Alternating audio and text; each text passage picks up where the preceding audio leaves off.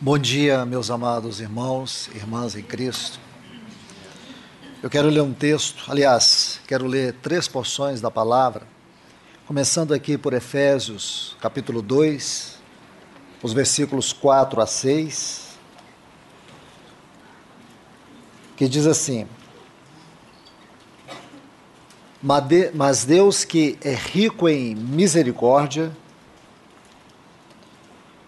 por causa do grande amor com que nos amou, e estando nós mortos em nossos delitos, nos deu vida juntamente com Cristo. Pela graça sois salvos. E juntamente com Ele ressuscitou-nos e nos fez assentar nos lugares celestiais em Cristo Jesus. A segunda porção está aqui em Colossenses capítulo 3.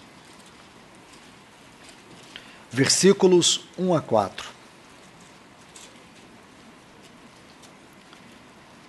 Se, pois, fostes ressuscitados com Cristo, buscai as coisas do alto, onde está Cristo, sentado à direita de Deus. Pensai nas coisas do alto, não nas da terra. Porque morreste, e a vossa vida está escondida com Cristo em Deus. Quando Cristo, que é a vossa vida, se manifestar, então vós também sereis manifestados com Ele em glória. A terceira porção está em Hebreus capítulo 10. Hebreus capítulo 10, a partir do versículo 17, diz: E acrescenta: E nunca mais me lembrarei de seus pecados e iniquidades. Pois onde há perdão dessas coisas, já não há oferta pelo pecado. Portanto, esse portanto deve ser lido com muita ênfase.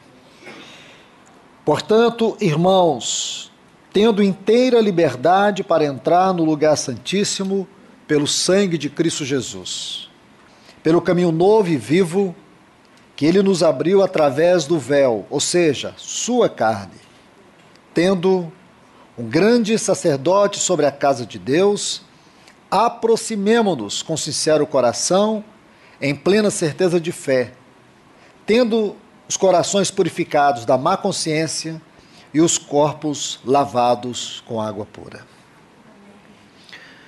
Meus amados, nós estamos num momento tão solene da nossa vida cristã prática aqui nessa terra, a reunião da mesa do Senhor. E o Espírito de Deus colocou de maneira muito especial essas 3 porções no meu coração. A primeira, eu chamo a atenção de vocês para que possamos ver a glória do aspecto objetivo da nossa posição em Cristo.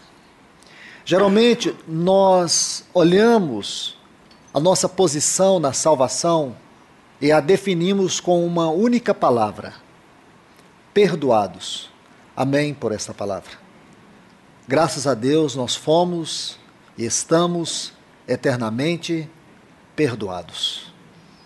Mas o que é este perdão? Ou por que não dizer assim? Aonde nós fomos introduzidos no perdão? Talvez aqui nós tenhamos uma outra dificuldade. É que nós limitamos o perdão ao passado, aquilo que fizemos e aquilo que éramos. Mas nós nunca, talvez, tenhamos nos aprofundado em compreender aonde o perdão nos introduziu. E por que digo isto? Porque muitas vezes, irmãos, nós procuramos ver a mesa do Senhor de maneira muito religiosa, de maneira muito formal, e corremos o risco, até mesmo inconsciente, de comermos do Senhor e de bebermos do Senhor, e perder o verdadeiro sentido do quanto isso significa dentro de nós e para nós. E às vezes é importante que voltemos e meditemos nesta tão grande salvação que nós temos. E a alegria e o privilégio de poder comer deste pão.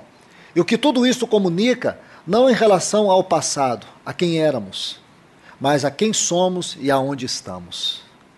O que essa salvação fez conosco? No primeiro texto, na primeira porção, aliás, ela inicia nesse versículo 4 com uma conjunção muito linda. E eu digo linda porque ela pode se tornar tão natural na nossa língua portuguesa. E ela é linda quando você olha do ponto de vista literário, bíblico. Mas Deus é uma conjunção que ela estabelece o contraste. E o contraste está nos versículos 1 a 3, quando Paulo diz que nós estávamos mortos em delitos e pecados. Nós andávamos segundo o curso deste mundo, segundo o espírito da potestade do ar que atua nos filhos da desobediência. Ele diz: nós éramos filhos da ira, filhos da desobediência, filhos condenados. Esta era a nossa posição, esta era a nossa filiação, este era o nosso estado, esta era a nossa identidade, a nossa condição. E quando você vê tudo isso, aí você medita na riqueza dessa pequenininha palavra, mas. E olha a frase, Deus, mas Deus. Essa frase, mas Deus, ela define para nós tudo aquilo que entendemos por evangelho. O evangelho é este, mas Deus, sendo rico em misericórdia, por causa do seu grande amor. Ele coloca o amor de Deus como a ênfase de tudo, como o começo, o meio e o fim de tudo. Nós fomos salvos, irmãos, não porque Deus viu em nós alguma motivação boa para a fé, porque nem fé e nem motivação para a fé nós tínhamos, a fé é um dom de Deus. Mas Deus, sendo rico em misericórdia, por causa do seu grande amor, é esse amor, Ele nos amou pela sua própria compulsão eterna de amar. Ele nos amou. Esse Deus rico em misericórdia nos amou. Então, pela graça, sois salvos. Ele deu a nós aquilo que nós não tínhamos condições de ter. Ele derramou sua graça. Ele fez por nós aquilo que ninguém poderia fazer. Ele nos salvou. Pela graça sois salvos. Mas Ele não apenas nos salvou. Nessa salvação, Ele não apenas nos tirou do império de trevas, de pecados e de morte, de condenação. E é isso que eu quero chamar a atenção. A ênfase está aqui. Não é da onde Deus nos tirou, é onde Deus nos colocou. E falo para vocês, irmãos, talvez tenhamos gastado a maior parte da nossa vida espiritual olhando da onde Deus nos tirou e não desfrutando o lugar onde estamos. Talvez isso, irmãos, explique a apostasia do nosso coração, a frieza, a indiferença, a dificuldade na oração, a leviandade na adoração. Você já viu que nós cantamos muitas coisas que nós não fazemos? Falamos de muitas coisas que nós não cremos? Você já percebeu isso? Vou dar um exercício de fé para vocês. Medite essa semana. Quantas vezes você adora Deus e fala assim: Senhor, Tu és tudo para mim, mas a gente não dá nada para Ele, nem o nosso tempo. Não é? Senhor, quantas vezes nós cantamos assim: nós nos rendemos ao Senhor, e a gente não rende nada, irmãos. Qual foi a última vez que você ajoelhou aos pés do Senhor com lágrimas? Nós banalizamos as coisas. E a oração? Você já viu que nós oramos pedindo a Deus coisas, ou algumas coisas? Queremos que Deus faça por nós aquilo que nós é que devemos fazer? Vou dar um exemplo. A gente ora assim e fala: Senhor, enche-me do Espírito. Quem é que não orou assim? Todo mundo ora. Enche-me do Teu Espírito. Irmãos, encher do Espírito, isso não deve ser uma resposta de Deus, deve ser uma resposta nossa. Ele já deu o Espírito. Ele até ordenou: enchei-vos do Espírito. É uma ordem, é um imperativo. Aí nós estamos colocando a responsabilidade em Deus na oração, enquanto a responsabilidade deveria ser nossa. Por que nossa vida é um tremendo descompasso? Por essa única razão, irmãos. Nós não temos meditado a posição na qual nos encontramos nessa salvação. É onde nós nos encontramos? Nos lugares celestiais. Pensa nisso, irmãos. Nós nos encontramos nos lugares celestiais. Essa exposição de Efésios, capítulo 2, versículos 4 a 6, mostra o aspecto subjetivo. Sabe o que eu quero dizer para você? Tudo que está descrito nesses versos já está consumado. Tudo. Não tem lei contra isso. Agora vamos para a prática. Qual é a prática? Qual é a resposta? Qual é o aspecto subjetivo disso?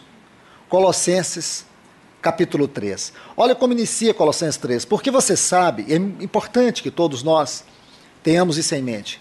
As cartas, Efésios e Colossenses, elas devem ser estudadas juntas. Por quê? Porque elas se configuram. Se você conseguir entender isso, você vai entrar numa dimensão de riqueza e profundidade indescritível. Esse é um dos aspectos. Esse não é todo, mas um dos aspectos. Porque lá diz assim: e nos ressuscitou, e nos fez assentar com Cristo nos lugares celestiais. Paulo nos convida a olhar para trás e ver o que nós temos. Agora em Colossenses, ele ajuda-nos a ver o presente, onde nós estamos. E diz assim: porque morrestes, e a vossa vida está escondida, entrelaçada, entremesclada com Cristo. Vamos ler esses textos novamente, para que nós possamos ganhar disso.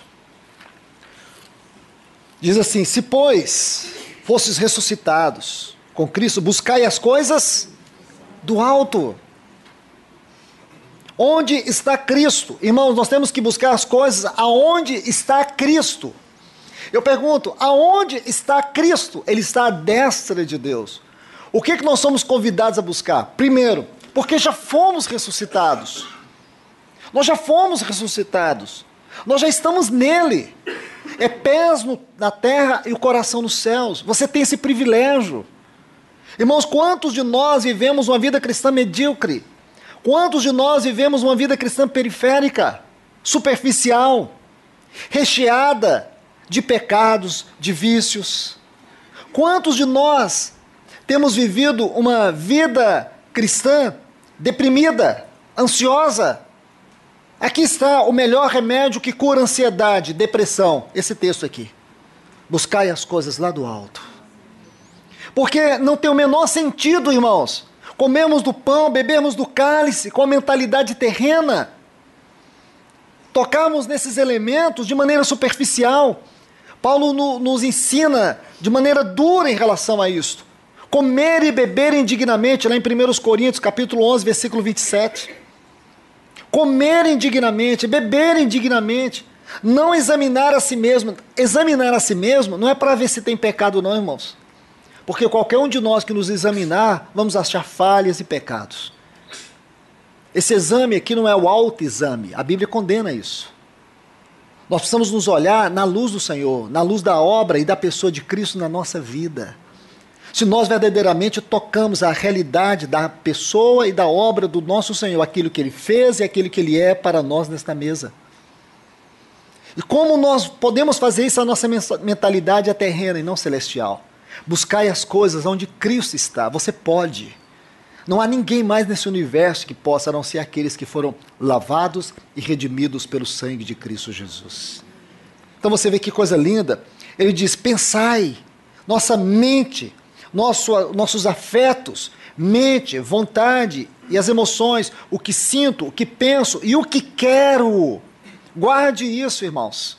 O que sinto, o que penso e o que quero está aqui. Deve estar no alto, ou deve ter suas origens no alto e não na terra.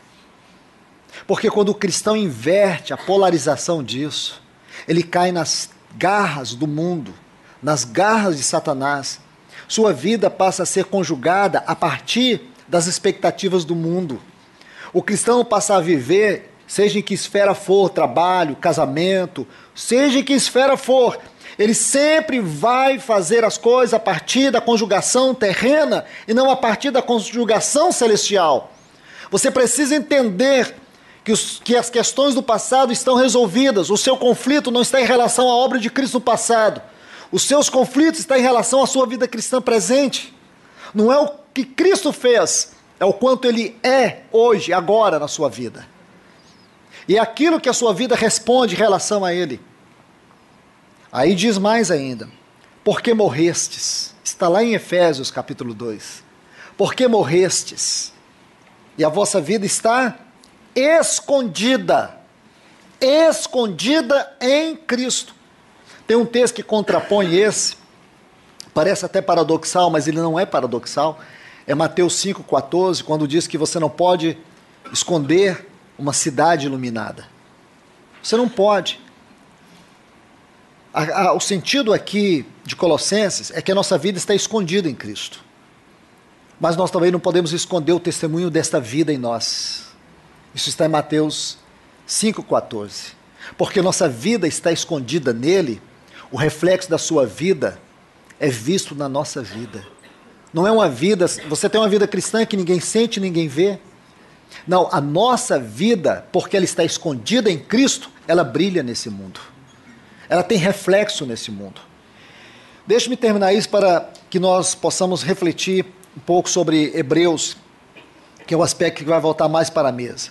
Aí ele diz, quando Cristo que é a vossa vida se manifestar, então também vós sereis manifestados com ele em glória.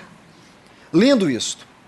Essa parte talvez seja uma das partes mais delicadas desta porção. Porque aparentemente aqui está uma ênfase na vinda do nosso Senhor Jesus. Se você pensa assim, você não está errado. Eu também penso assim. Mas esse texto é tão significativo que ele não apenas nos dá base, a priori, de pensar assim, como também de pensar que todas as vezes que Cristo manifestar neste mundo, ele vai se manifestar em nós e por meio de nós. E por quê? Porque nossa vida e a vida de Cristo se tornou uma única vida. Então, amém, vimos o aspecto objetivo, vimos o aspecto subjetivo, e dentro desse aspecto subjetivo nós temos que evidenciar mais ainda a questão prática. E isso está onde? Hebreus, capítulo 10. Desde o versículo 17, que foi a última porção que nós lemos. E aqui diz: e nunca mais me lembrarei dos seus pecados e iniquidades. Isto é, aquela obra da cruz foi plena, foi absoluta, de forma que Deus nunca lançará na nossa face aquilo que Ele já pagou, aquilo que Ele perdoou. Você sabe que para Deus nada é difícil e não existe nada impossível. Até Deus ter que perdoar os nossos pecados, Ele nunca havia tratado algo que fosse impossível para Ele. Mas quando Deus teve que entregar seu Filho lá na cruz para morrer por nós, essa foi a primeira e única vez que Deus teve que tratar com algo tão delicado e que não era tão fácil. Estranho isso, né, irmãos? Você pensar que de repente Deus teve que lidar com uma situação que não era fácil. A nossa mente não alcança isso. Mas vamos ser honestos. Como que Deus poderia nos perdoar sem que Ele mesmo tivesse que sofrer o dano? Simples.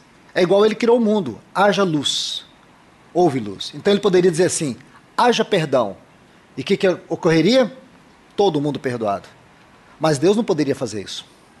Porque isso não seria conforme o seu caráter, sua justiça, santidade. Nunca sua glória seria exaltada.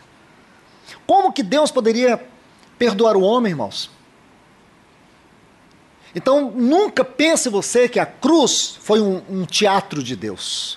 Porque essa talvez seja a mais alta blasfêmia que alguém possa imaginar ou praticar. A cruz foi a questão mais difícil, ou a questão difícil, a única questão difícil que Deus teve que lidar. E se você entender o drama da cruz do ponto de vista de Deus, quando você comer deste pão e beber deste cálice, é possível sim que você absorva todas essas realidades descritas nos textos que nós acabamos de ler. Aí sim você consegue transpor da esfera terrena para a esfera celeste. Você vai sentir uma glória de pertencimento e de dignidade pela obra do sangue, pela obra da cruz, que talvez você nunca experimentou até hoje. Quando você olha o drama da redenção do ponto de vista de Deus. Quando Ele teve que oferecer seu filho, porque o sacrifício da cruz teria que ser de acordo com Ele. E o mais impressionante, irmãos, é que o pecado não foi uma surpresa para Deus. Se você ler Êxodo capítulo 18, versículo 10 e o versículo 14, não precisa fazer agora, vou apenas citar. Quando diz que Deus, Ele ordena para Moisés que se tomasse um cordeiro de 1 ano, no 10º dia, sem mácula, sem defeito algum, no 10º dia, aquele cordeiro tinha que ser separado. Depois, no 14º dia, ele deveria ser oferecido. Quer dizer, o cordeiro ficava guardado e depois oferecido. E o que isso quer dizer para nós? Isso quer dizer para nós que havia um cordeiro crucificado em Deus, antes mesmo que o homem tivesse pecado. Lembra do pai do filho pródigo, quando o filho volta, aí diz para o seu servo, tome o cordeiro. O artigo o, definido, mostra que quando o filho pródigo saiu da casa, o pai já tinha mandado preparar um cordeiro para ele. Todos aqueles anos que o filho esteve fora, o cordeiro estava guardado. Quando o filho voltou, o cordeiro morreu. Porque havia um cordeiro naquela casa. Havia um cordeiro no pai. Olha um texto lindo que descreve isso com muita propriedade. Romanos 3:25. Diz que Deus propôs, a quem Deus propôs, mediante o seu sangue, a nossa justificação. Essa palavra propôs ali, em Romanos 3:25, ela vem de um vocábulo no texto original que significa ele estabeleceu antes. Deus estabeleceu antes, por meio do sangue, a nossa justificação. Que lindo isso, irmãos! É nessa linha que nós temos que pensar como fomos perdoados. Deus nos perdoou eternamente. Ele levou seu filho na morte. Como Deus poderia levar o seu filho na morte? Como ele poderia ter um sacrifício que satisfizesse sua justiça? Para que isso ocorresse, ele deveria oferecer a si mesmo, mas Deus não pode morrer. Então, como que isto é possível? Aí o verbo de Deus, o Deus onipotente, o Deus onisciente, onipresente, o Deus com Deus, o Deus Filho, ele encarna. Paulo escreve, Timóteo diz, que este é o mistério da piedade. A palavra que melhor traduzida é, este é o mistério da reverência. Esse é o mistério dos mistérios. Esse é o mistério que provoca espanto e temor. É isso que ele diz, grande é o mistério da piedade. Traduzindo melhor, grande é o mistério que nos causa espanto. O Deus onipotente, ele se fez carne. E aí ele vai até a cruz e morre. Mas ele não pode morrer porque ele é Deus. E segundo, ele não pode morrer porque o salário do pecado é a morte, mas ele não tem pecado. Então, como ele tem que morrer se ele é Deus? Como ele vai morrer se ele não tem pecado? Aí Paulo diz, aquele que não conheceu o pecado, Deus o fez pecado por nós. Não é lindo isso, irmãos? Então nós já temos aqui uma explicação por que ele vai morrer. Porque ele se fez pecado por nós. Mas ele não pode morrer a si mesmo, irmãos. Porque ele também é Deus, ele é homem, mas é Deus. Como o homem ele não tem pecado e como Deus ele não morre. Então o que ele faz, irmãos? Ele não somente veio para dar sua vida para nós, como ele também entrou na morte por nós. Aí ele entra na morte, irmãos. Não foi a morte que entrou nele, ele entrou na morte e diz, Pai. Não foi a morte que deu a última palavra, ele deu a última palavra. Está consumado. Aí ele entrou na morte, irmãos. O problema da redenção está resolvido. E agora nós estamos aqui. Então esses textos dizem, nunca mais me lembrarei dos seus pecados. Você consegue ver a força dessas frases? Nunca mais Deus se lembra dos nossos pecados. Aí diz assim, pois onde há perdão dessas coisas já não há mais oferta para o pecado. Aí tem essa palavra rica, se aquela palavra mas Deus, no versículo 4 de Efésios, é tão rica, essa palavra portanto aqui é também muito rica. Portanto, irmãos, você tem que ler essa palavra, mas com um grande gozo. Portanto, irmãos, olha o que diz, tendo inteira liberdade, na sua Bíblia está intrepidez, uma tradução melhor é ousadia, plena confiança. Você tem inteira liberdade de entrar no Santo dos Santos. O que é o Santo dos Santos? Em Efésios, capítulo 4, versículo 6, são os lugares celestiais. O mesmo que você encontra em Colossenses, as coisas do alto. Está vendo? Os lugares mais altos. Nossa vida escondida em Cristo. Tudo isso aqui é o Santo dos Santos descrito em Hebreus. Nós podemos entrar, irmãos. Nós não precisamos ficar covardados, intimidados, no sentido culpados, porque este versículo 17 e 18 diz que não há mais. Não há mais, olha o que diz, não há mais condenação. Deus não se lembra dos nossos pecados, Ele lançou no mar do esquecimento. Ele não joga na nossa face o que Ele já perdoou. Mas você olha para você, e você se sente tão incapaz. Às vezes come do pão e bebe do cálice tão timidamente. E aquela voz maligna do acusador dizendo: olha o que você fez, olha aí. Eu creio que isso aqui não é legalidade para pecar, porque um cristão que nasceu de novo e o Espírito de Deus habita no coração dele, não tem prazer no pecado. Ele não tem alegria no pecado. O pecado não lhe causa alegria.